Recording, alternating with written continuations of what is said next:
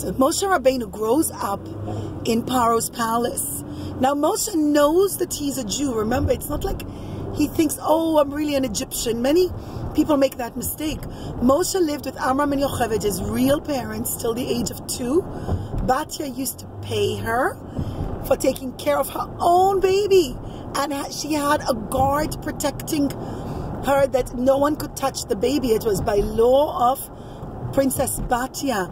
And it says Hashem did that as a reward to Yocheved because she was Moser Nefesh to save the Jewish babies. When she had a baby, Hashem made it that Paro himself, who was the one decreeing the law that all Jewish babies should be killed, would send protection for her baby. And so Moshe is protected till the age of 2. He's in Yocheved and Miriam's, Yocheved and of course Miriam too, in Amram's house. He grows up with his brother and sisters, and he wasn't like a regular 2-year-old. He was he could talk, he could read. He was a full-on adult. And when Moshe was born, actually, a lot of relief came to the Jewish people and to the nation at large, to everyone in Egypt, because as soon as he was born, like we said in the last time I told the story, the stargazers saw that the Savior has been put into the water. They didn't see clearly. Don't go this way, it might be faster. They didn't understand, thanks darling, that he was in the basket on the river surviving and not drowning in the river. But as soon as that happened, the stargazers told Paro, the Savior has been put in the water. We see that he's in the water. And so the decree stopped and no more babies got thrown into the river. All in all, this decree of throwing the babies, drowning them in the river, lasted for 6 years. What? It was a horrendous 6 years for the Jewish people. Ironically, it's about the same length of time that the Holocaust was. But regardless, Moshe grows up and he's in the palace. Princess Batya converts to Judaism. She's a Jew. And even in the palace, he's raised in a Jewish way. And we told the story last time with the coals, so I won't get into it. And Moshe Rabbeinu, at about the age of 17, begins to go out to the labor camps to see where the Jews are working and being flogged or being like hit and stuff like that. And he might have even been younger. And he pretends that he wants to oversee the slaves. Now, just like Yosef HaTzadik, who was made head of the household, Paro makes Moshe head of the household.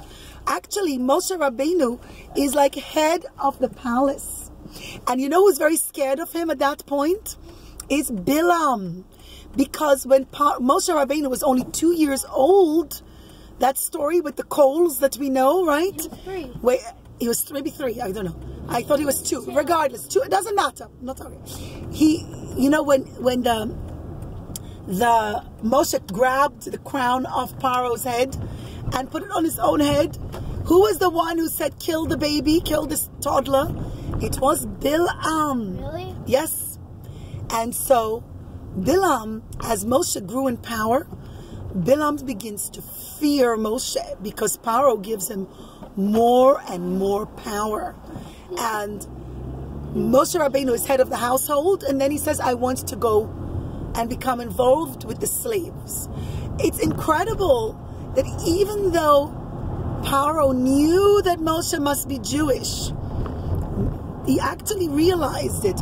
But Moshe was so charming and so incredible. Everything about him. He was smart, he was wise, he was kind, he was intelligent, he was physically very, very handsome, he was very tall. Not that that mattered, but that was part of the things that everybody was just in awe of Moshe Rabbeinu. And Paro himself gives him a tremendous amount of power. And when Moshe goes out to the fields, yes, darling. You know, Paro was a bitch, and Moshe, he was 10 hours tall. Correct. Moshe was very tall. So he's like, Moshe is considered a giant to Paro. Yes. That is correct. Yes. This is like regardless. Either way, Moshe goes out to the fields and he pretends that he's in charge, but really what he's doing is trying to alleviate the work of the Jewish people. He tries to make it easier on them. It says that Moshe Rabbeinu rolled up his sleeves, got out of his royal chariot, and went along with the Jews and literally schlepped and worked. And when the guards would ask, like the taskmasters, what's this prince doing? Schlepping, the bricks together with everybody else. He said, well, I'm testing it out. I want to see how hard they're working or if it's really the right weight. He found all kinds of tricks to save the Jews and help them out and work alongside with them, even though he was from the tribe of Levi and wasn't really a part of the slaves, but he loved the Jewish people so much that he did everything in his power to make it easier for them. And one day he comes back to Paro and he says, you're treating your slaves in a very foolish manner. You're not getting the best amount of work out of them. And Paro says, really? Why? He says, look, you make them work 7 days a week. Anyone who works 7 days a week can't work properly. Every day they're working in half their capacity. They have no proper strength. Let them rest 1 day a week. And the 6 days they'll work double as hard because they'll have 1 day to rest. And Paro says, you know what, you're very smart. Yeah, all right, let's do that. And Paro himself, because of Moshe's advice, gives a decree that the Jewish people should get 1 day off. And he can't decide what day to give off. And of course, Moshe Rabbeinu chooses? Right, he chooses Shabbos. He says Shabbat. And so the Jewish people get to keep Shabbat all the way back. Even before Moshe Rabbeinu comes back at the age of 80. But all the way from his teen years. He comes back at the age of 80 to redeem them. But already from his teen years, Moshe Rabbeinu alleviates their problems. Now there are two people who are very jealous of Moshe Rabbeinu and they don't like him. What's his name? What the names? Dassan and Aviram. That's right, Dassan and Aviram. Or you say the Israeli accent, Datan ve'Aviram. Right. Really? It doesn't matter. Datan ve'Aviram, Dassan ve'Aviram, it's all the same. And Dassan and Aviram are from the tribe of Reuven. Remember, the Reuven is the Bechor, he's the firstborn. And they always felt like, what's this tribe of Levi thinks that they are the leaders of the Jewish people just because they didn't end up being slaves. We're really from the tribe of Reuven. We're more powerful, we're more important. And they were also happen to have been actually very wealthy. We think that all the slaves were very, very poor, and for the most part they were. That's the truth. They were not for the most part, but there were few and far individuals who were in fact wealthy. Datan ve'Aviram were, and Datan ve'Aviram were the Shoitrim. Now it's funny because Racheli was discussing this with us yesterday, that we always, when we were watching the video out of Egypt, that they portray them as these very evil people. Actually, they were at their core very not good, and they caused a tremendous amount of trouble for the Jews for decades, really for many, many years, for tens and tens of years. And every time there was trouble, they were at the core of it. But if you looked at it on its surface, they were actually, people thought that they were very wonderful. Firstly, they were the political leaders of the Jewish people. Oh, yeah. They were the voice, meaning anytime somebody had to go and negotiate on the part of the Jewish people with Paro and say, oh, Paro, please, save this Jew, save that Jew, here we're going to bribe you. They were the ones doing it. Anytime Jews got flogged, meaning they were actually, many times they took the hits instead of the Jewish people. So it's a little gray shaded, but in reality at their core they were not good children. The Torah tells us they were very big troublemakers, and whatever they did for the most part was very self-motivated. What would they gain out of it? It was all about themselves. Now very often they helped others because in the process they too would rise to higher power, be it even if it would mean that higher power among the slaves, and the slaves would love them even more and would nominate them as their leaders. So they did that, but it was always, from what it seems, when you read the narration, you learn the Mefarshim in Torah, the Tan ve'Aviram were always very self-motivated. Whilst they did help the Jewish people in some ways, it was always, what could I get out of it? What's best for me? And if I didn't get anything good out of it, they weren't interested. And you do see such political leaders, even today, who are really all about themselves and not about the good of the people. But regardless, Datan has a very beautiful wife, and her name is Shlomit. Now, yes. That sounds like a boy name. Yeah, it sounds like the name Shlomo, but it's Shlomit. And yes, Shlomit from the word shalom. Shalom. Like, What do I? hello, Because shalom means to say That's hello. Hello, he. Rashi tells us that every person Shlomit saw, she said hello to. Hi, how are you? Now, there's nothing wrong in talking to people, so especially women to women and men to men, and it's a Norway. A woman can also talk to a man and say, be polite. Hi, how are you? And how's your wife? We always ask about the person's wife, etc. Shlomit, Rashi tells us, would constantly talk to people and chit-chat, and she was what we might call, I don't like to use the word a nosy Parker, but she was somewhat nosy. She wanted to know everybody's business. And again, it was all about, it seems, again, if you read the Mefarshim, it was all about social climbing. Like, what can I, if I talk to this person more, and then I'll tell them that, you know, like, kind of, I tell on them, or not necessarily tell on them, I'll find out about this person's business and find out that person's business, then I'll be able to rise socially. Like, I'll become more popular, and I'll be more liked, I'll have more power, etc., etc. Shlomit used to talk a lot to the men. Now, it doesn't say, God forbid, she tried to talk to them in a not Tanor way. It doesn't mean that she was trying to, you know, like do something not appropriate, but she did talk to them a lot, and it was not considered a good thing. Now, of course, we have to be polite. If you see somebody in shul, your friend's husband, it's okay to say, nod your head and say hello and acknowledge their presence or whatever, like you have to be polite. But we don't engage in a long, frivolous conversation. And it was a mistake on Shlomit's part. Now, the Tan ve'Aviram were, in a sense, the heads of the Shotrim. They were the heads of the Jewish police task force. And on top of them was a very powerful Egyptian taskmaster who Shlomit always spoke to. Now, it's possible that she maybe did that because she felt like it might be better for her husband. I don't know. But the Torah criticizes it. And while she could have just been polite, it says that she engaged in too much of a long conversation with him. And he began to like her. But of course, she was a married woman, and he couldn't go and marry her. She was already married.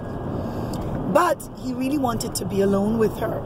And one night, he comes, bangs on the door, and he tells Dasan, you're needed in the fields, something going on there with all your slaves. They're your responsibility. Go check on them. He did it as an excuse to get Datan out of the house. And when Datan leaves, and he knew it would take him a long time to travel to where the slaves are and come back, this horrible Egyptian goes into the house and he locks himself alone with her. Now, children, according to halacha, and we always learn these halachot, it's called Yilchot. Thank you. What's it called? It's called Yilchot. What's Shaner? Yichud, right. There are very strict laws in Torah. It still was part of the Jewish people, darling. It wasn't like halacha from the Shulchan Aruch, you're right, Mushki. But those halachot still, one second, it's important. Halachot of tzniut were very much part of the Jewish nation. There were three things the Jewish people didn't change. They always spoke like a Jew. They used not just the Jewish language, but they spoke in a clean way. They always used their Jewish name to show Jewish pride. They gave their babies Jewish names, and they didn't change their clothing. They dressed like a Jew, but those incorporated in it the concept of tzniut, of modesty. that they didn't want to associate with the goyim. And, right, for example, we always learn the halachot. You cannot be a boy and a girl, if they're not married to each other, cannot be locked up alone. That's something special for a husband and wife, a chatan and kala, right? You ever notice when we go to a wedding, right, after the chuppah, if you notice, right, after the chatan puts the ring on her finger and he says, Harayat mekudeshet li, and he breaks the glass, we all say, Mazel Tov. And then, do you ever notice they go into 770, right? Now, what do? They go into a room, and we put the chatan and kala alone in the room, and we lock the room to show that now they're husband and wife. Now they can be locked up alone in the room, and they can be close to each other. But it's only for chatan and kala once they're married, or husband and wife. Otherwise, we're very careful with these halachot. We're also very careful to be shomer negia. From the time a girl is 3, no man's allowed to touch her. She can give her father a hug and a kiss, her brother once it's till bar mitzvah, etc. But we're very careful with these halachot. Either way, the Tan comes back and he realizes something's wrong. And he realizes this taskmaster went alone with my wife. Now, we're not blaming Shlomit, because the Torah tells us it was very dark and there were no candles or anything. And he pretended to be her husband. But the Tan understood that this man was very bad, and he went to be alone with his wife, which is not tzanua. And the next morning, when he goes out to the fields, the Tan gives Dasan ve'aviram. I'm calling the Tan in the Israeli accent. It was Dasan ve'aviram. Dasan realizes that this Egyptian taskmaster was very bad, and he gives him looks, and he's like, even though he's a slave, he makes him understand that he knows what he did. And the taskmaster gets very scared, because even the Egyptians knew you do not touch a Jewish girl. Actually, the Torah tells us that throughout the 210 years that the Jewish nation was slaves to Egypt, the one thing that never happened was the Jewish women, the Jewish girls were protected. No Egyptian ever came close to them, with the exception of Shlomit. She was the only one. What happens when they were going to take the babies? Yeah, but they weren't alone with them, and they were not like, yeah, they came to grab the babies, but the husbands were there. It wasn't like they were alone with them. But the Jewish women were always protected in that way. And even the Egyptians, even Paro, understood this concept that unless a man is married to a woman, he can't just come, at least among the Jews, he can't just come and tell her, oh, I want to go and be alone with you, have a party with you, or something like that. So the Egyptian gets nervous that Dasan's going to go tell on him. And he whips him to kind of send the message, you dare tell on me, and I'm going to kill you. In fact, he wanted to kill him right there and then. He was whipping him so viciously, he was hoping to kill Dasan in the process. He was afraid. And who watched this? Who was there? Was Moshe Rabbeinu. And Moshe he couldn't take it. He couldn't take that his Jewish brother was being hit so mercilessly and being whipped to death. And so, Moshe Rabbeinu, it says it looks this way and that way. He looks to see that no Egyptian is watching. Rashi tells us also he looks to see that from this Egyptian, no good person will ever come from him. He was evil to the core. He didn't understand boundaries, had no respect for boundaries. What I mean by boundaries, he didn't understand that if something doesn't belong to you, you don't go and take it. If a wife isn't your wife, you don't go touch her. And he didn't understand that another person's body is their body. You don't go whipping a person so mercilessly that you're going to take their life away. He didn't understand or didn't care for this concept. And Moshe Rabbeinu saw that all his descendants would be like him. Nobody good would come from him. And Moshe Rabbeinu whispered the Shema Meforash Moshe again was a big tzaddik. He knew all this for his father. Amram taught him. She whispers Hashem's secret name, and he kills the Egyptian. And there and then he quickly buries him. And he got swallowed in the ground. Right? Is that what Marivki taught you? The ground opened up and swallowed him, darling? Yes. Thank you. I thought that's what it was, and I forgot. And Moshe Rabbeinu is relieved that he saved Dasan. And the next day, he comes back again. And this time, Dasan and Aviram are having a major argument. What? Actually, the argument was that Dasan wants to divorce his wife, Shlomit. He says, I don't want her anymore. Look, she was alone with this Egyptian. And Aviram defends her. He says, it wasn't her fault. She thought it was you. Don't divorce her. She's a Jewish woman. It wasn't her fault. Actually, that's what the argument was about. I think according to halacha, Aviram was the one who was correct. That is the halacha. That he shouldn't have wanted to divorce her. He should keep her as a wife. She didn't do anything willingly. This man was a taskmaster and was bad, and he's the one who broke into her house. Wait, did he get divorced? No, I don't think he does. I'm not actually. You know what, Shneir? I'm not sure. I don't know. I know that that's what the argument was about. And Dasan is so incensed, he raises his hand to hit his brother Aviram. And when Moshe sees this, he calls out to him. He says, Rasha, lama takeh achicha. Achicha, however the pasuk goes. He says, wicked man, why are you hitting your own brother? Also, it seems really Aviram wanted to protect Shlomit. I guess he felt bad for his sister-in-law. I don't know. And instead of saying, thank you, Moshe, for saving my life yesterday, Dasan says, who made you a master over us? You teenage kid. Actually, we're told at this point he was already in his early 20s. Says, you little boy, you almost out of just finished your teenage years. You think you're so mighty? You think you're a prince of Egypt? We know you're really Yocheved's son. You're Amram's son. Who do you think you are? That you think you're in charge over us, telling me what to do? And Moshe Rabbeinu fears. And Moshe Rabbeinu says, oh no, they saw what I did. Maybe Paro will find out. The Rebbe has a very interesting sikha on this pasuk, where the Rebbe says, because Moshe Rabbeinu thought negatively, he got scared, and he actually said it.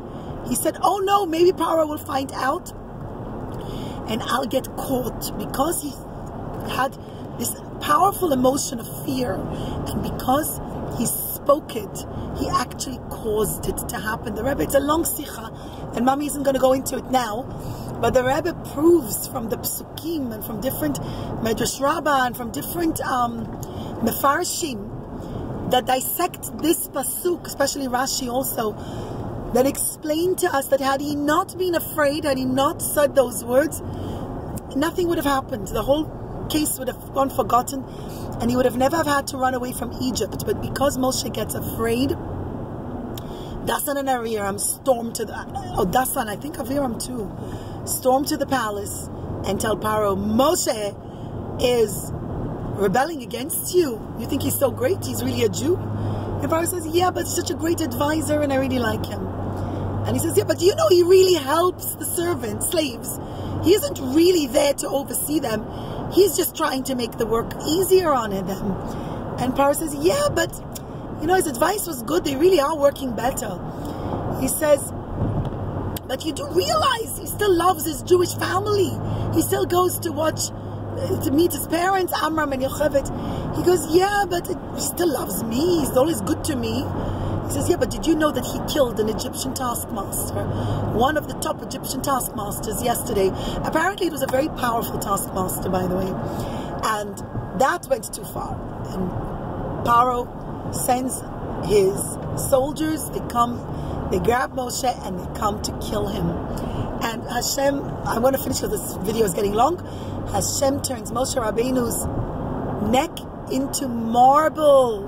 And every time they bring the axe down, the axe breaks. It says the first time it breaks, the second time it breaks. On the third time, the axe bounces back and actually kills the assassinator.